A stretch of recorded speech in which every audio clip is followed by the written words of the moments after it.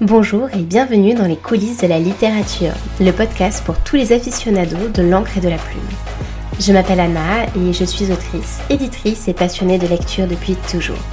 Dans ce podcast, je vous partage des anecdotes littéraires pour redécouvrir les chefs-d'œuvre de la littérature et leurs auteurs sous un nouvel angle, mais aussi une mise en perspective de certaines problématiques actuelles de la littérature. Alors, prêt à entrer dans la secte des adorateurs de mots avec moi ? Bienvenue à toutes et à tous dans ce nouvel épisode des Dessous de la littérature.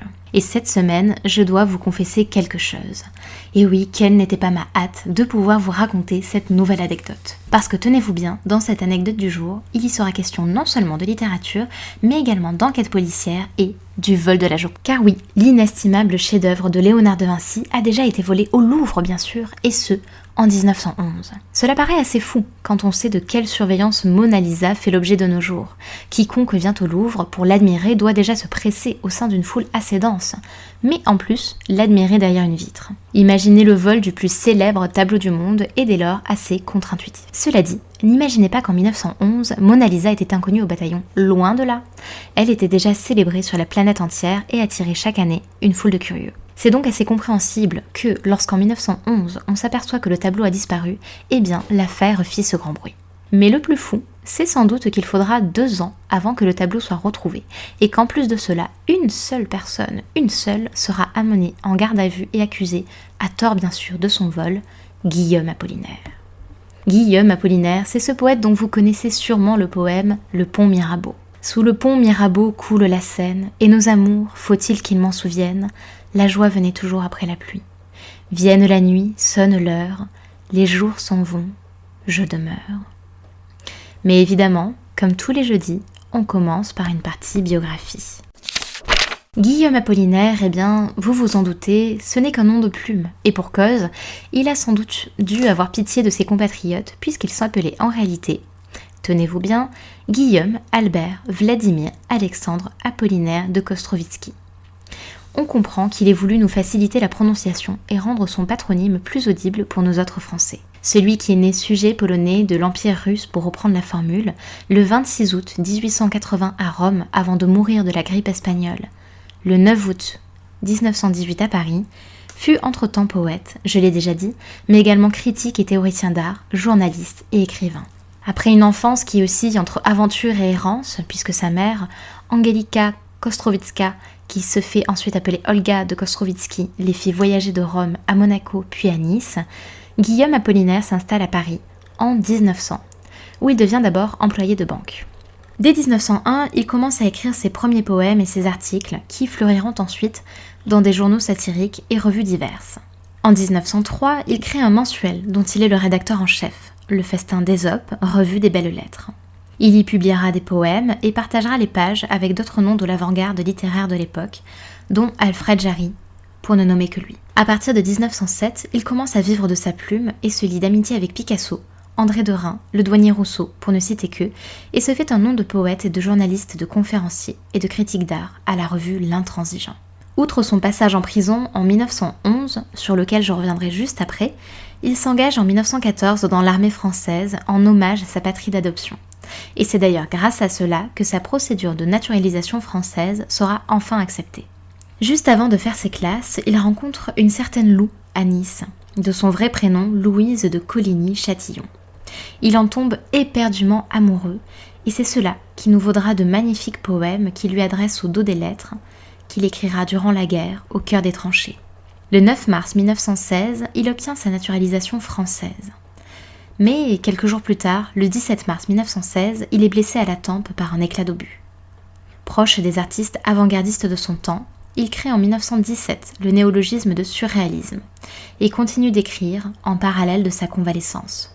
Affaibli par sa blessure, Guillaume Apollinaire meurt le 9 novembre 1918, chez lui, à l'âge de 38 ans, au 202 boulevard Saint-Germain à Paris.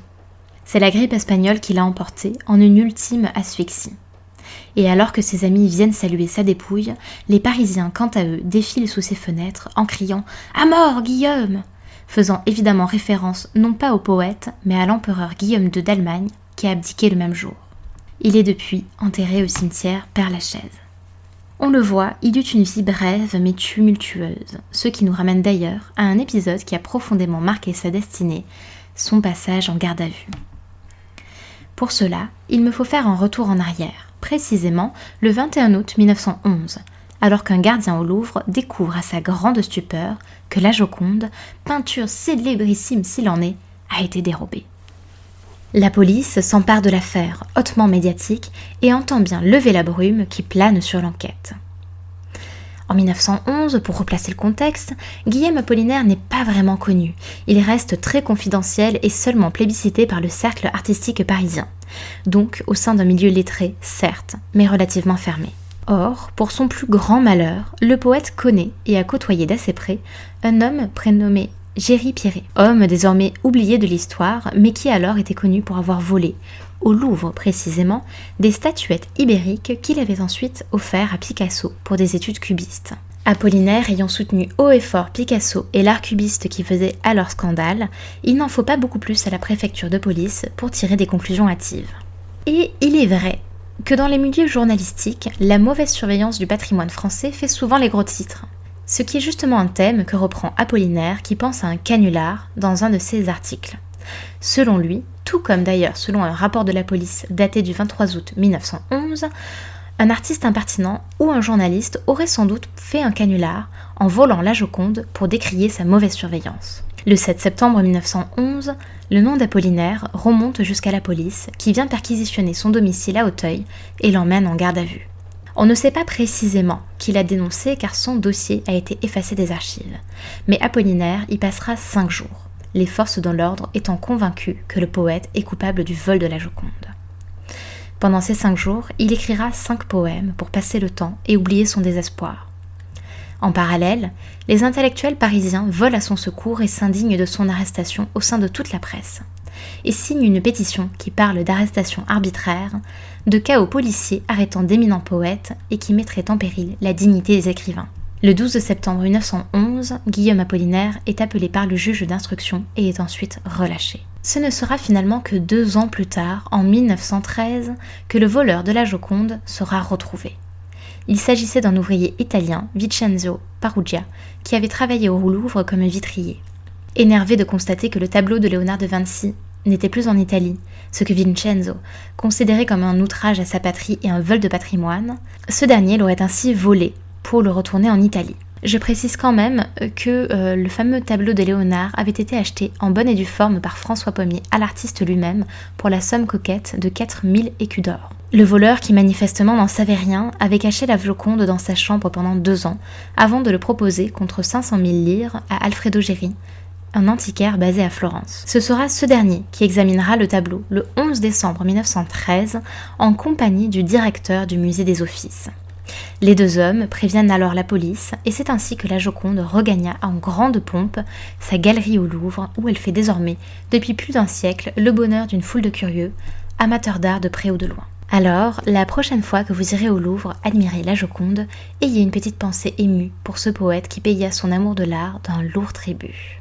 Les dessous de la littérature, c'est tout pour aujourd'hui. On se retrouve la semaine prochaine et surtout, n'oublie pas de t'abonner pour recevoir tous les derniers épisodes. À bientôt!